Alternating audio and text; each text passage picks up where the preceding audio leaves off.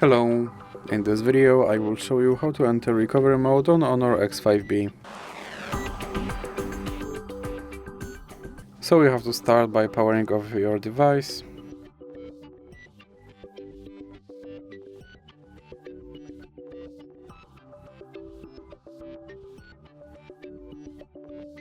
And now, once your device is completely powered off, you have to press power button and volume up button at the same time and hold it for a few seconds.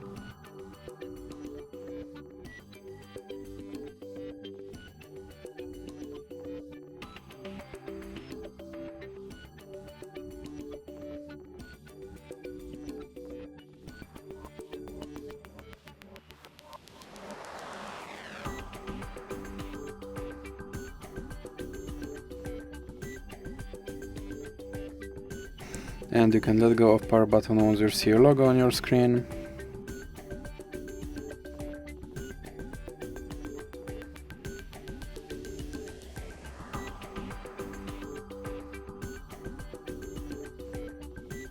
And as you can see, I'm now in recovery mode, and here you have to use volume buttons to navigate and power button to select.